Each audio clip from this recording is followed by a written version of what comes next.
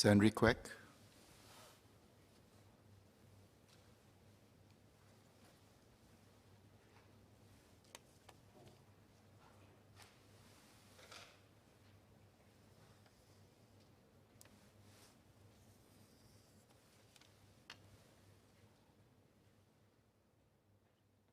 Mr. Speaker, sir, I stand in support of the motion. Today, I would like to speak on how we can achieve our ambitious target of peaking emissions in 2030 and then halving it by 2050. I also urge Singapore to do more by building and carbon offset industries overseas. But to start, Mr. Speaker, I would like to highlight our coming carbon emission dilemma that we, a country without much fossil fuel or renewable energy, face in the coming year. Now, broadly speaking, at the primary level, 40% of our emissions today come from power generation, 40% from industry, and 15% from transportation. Over time, if we change from cars to EVs, emissions from transports will be folded into power generations. And if, which I suspect it will, our industries continue to electrify, they will swap fossil fuel for electricity. This means that over time, at the primary level, the power generation will account for the vast majority of our emissions. Yet, even as we reduce emission, we must assume that electricity demand will grow as we seek to improve our people's lives and livelihoods. Therefore, our top challenge is how to have sufficient low-carbon power generation capacity, which must supply most of our future energy needs. Now, getting there by adapting our natural gas power generation infrastructure is not easy. The industry experts I speak to inform me that even the new natural gas power generation plant can yield a 4 to 5% efficiency gain, far less than the 50% target.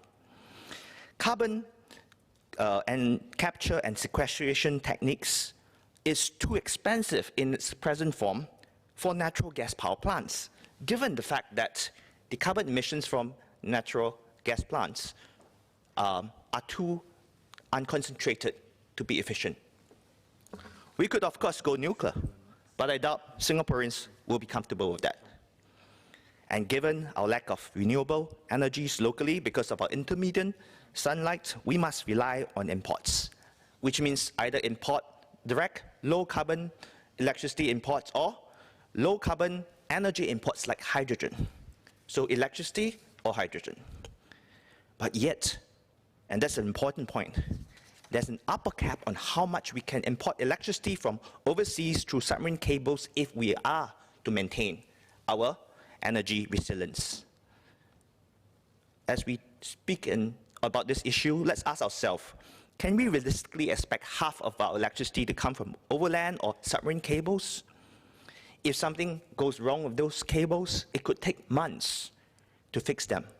What happens when we need to turn on the switch? In fact, our energy resilience is at stake. At the same time, the possible low-carbon import hydrogen is far from ready. It takes many years to develop hydrogen-based energy infrastructure and transportation. Will hydrogen be ready by 2030? By ready, it's not means ready in the lab, but ready in terms of infrastructure, in terms of ships that can ship liquefied versions of it? The answer is, in my view, no. Therefore, if we expect our emissions to decrease steadily immediately after 2030, in the immediate years, before affordable low-carbon power generation options are ready, low-carbon electricity will be Singapore's growth and societal constraint.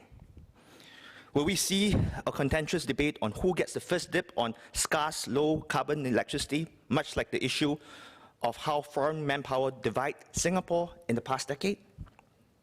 We will be facing stark trade-offs unless everybody, government, industry, people, civil service society, start moving now. And at this juncture, let me make a broader point. I'm glad to hear many inspirational speeches in this chamber, including from WP and PSP. Inspirational speeches inspire, but they are not sufficient. for something as important as climate change, we must go beyond saying, do more, do more. Specifics matter, especially on concrete matters that in its entirety can allow us to meet these ambitious targets. What I hope is that when we propose ideas in these chambers, they are grounded on realities, especially technological realities, and informed by consultations of stakeholders from all walks of life. And that we explain it to our people in plain, simple terms, the trade-offs, be it giving up on national securities when we import too much low-carbon electricity, or higher cost of living, or losing one's livelihood, or, let's say, less BTOs for young people. Only when policy is debated and discussed in this manner can we fully expect Singaporeans to buy in what we decide in this chamber. Now, let me next talk about how we can halve our emissions and preserve our livelihood at the same time. To achieve this, I believe we should focus on 4 things. 1, pace ourselves. As explained earlier, there will be a crunch in low-carbon electricity immediately after 2030 until the technology matures. Therefore, when we grow our industries, we must start treating electricity as a scarce growth constraint, much as we treat foreign manpower today. We must also not rush to import too much renewable electricity now, so that we at least have some headroom left. By that, I mean the option of importing more renewable electricity later on, so that we can continue to improve our lives and livelihoods immediately post-2030. Because of the hard limit I spoke earlier about being overly reliant on imported electricity. 2, I hope we can continue to invest and explore all technologies and infrastructures. The government is doing a lot now, including carbon mineralization, investments in the hydrogen economy, encouraging EVs, but the technology path ahead is not so clear for Singapore.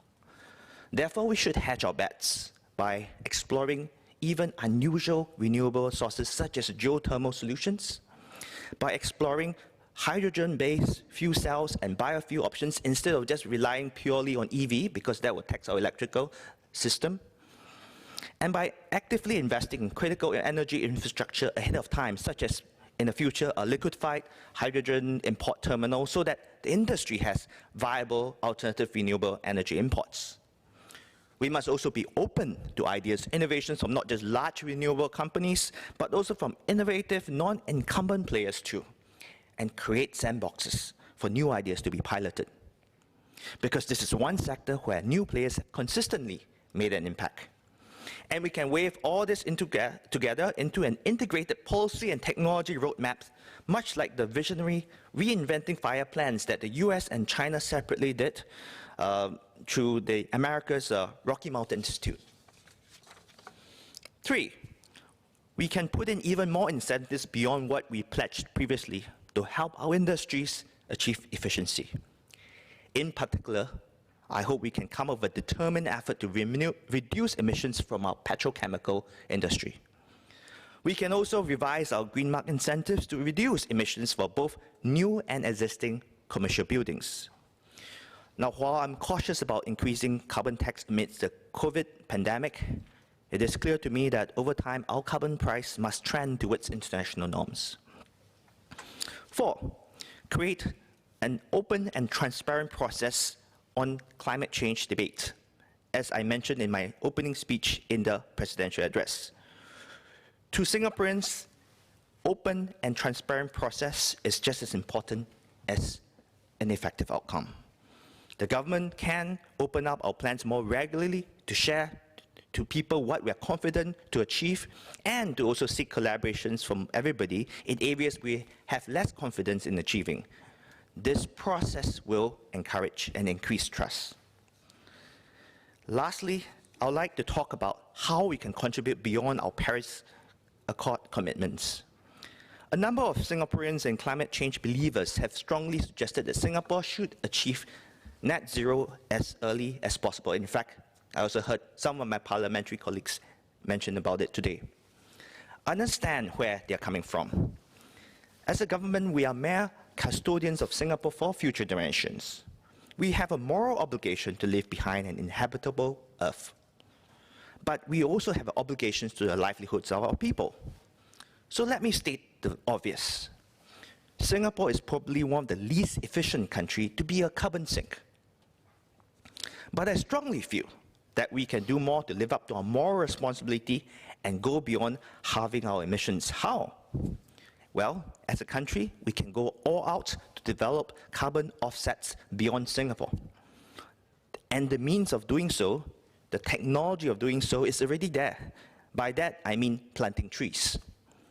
Indeed, can Singapore be a big player in reforesting our regions, even the rapidly diminishing Amazon forests?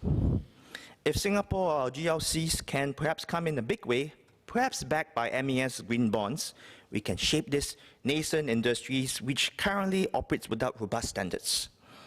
In fact, I see much corporate demand globally as international companies are rising to the occasion.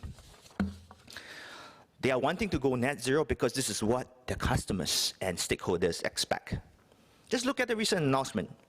BlackRock, which controls 9 trillion assets, 9 trillion, is asking all companies to disclose a plan on how their business models will be compatible with a net zero economy.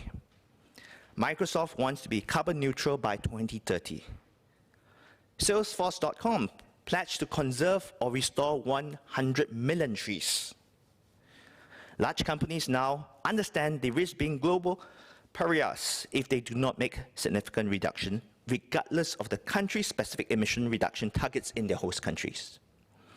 If as a country, Singapore go big into carbon offsets through overseas reforestation, we can create value and then that could pay for carbon offsets for the other half of remaining emissions in Singapore.